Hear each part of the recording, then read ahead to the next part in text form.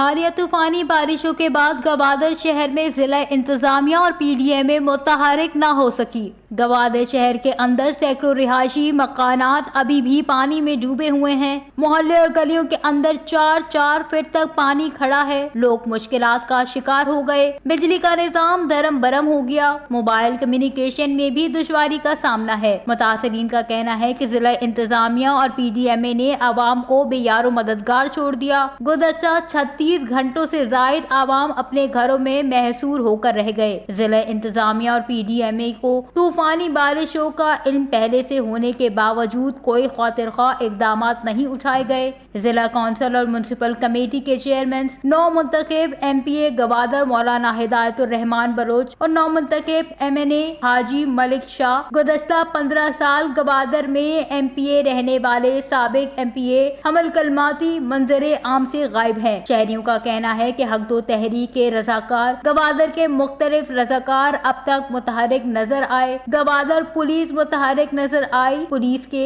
अलावा बाकी फोर्सेस अब तक नजर नहीं आए। जमात इस्लामी की अल खिदमत फाउंडेशन भी रूपोश हो गया। गवादर में दीगर फलाही इदारों ने भी रूपोशी को आमान समझा। गवादर की आवाम ने मुल्की और गैर मुल्की एनजीओ से मदद तलब कर ली। दूसरी जानिब जीवनी में 100 से जायद स्पीड बोट बारिश के पानी में बह गई। रात को होने वाली बारिश ने जीवनी के साहिल किनारे खड़ी किश्तियों को नुकसान पहुंचाया। माहीगीर अपनी मदद से पानी में बह जाने वाली किश्तियों को निकाल रहे हैं। महकमा फिशरीज बलोचिस्तान ने माहीगीरों की कोई मदद नहीं की।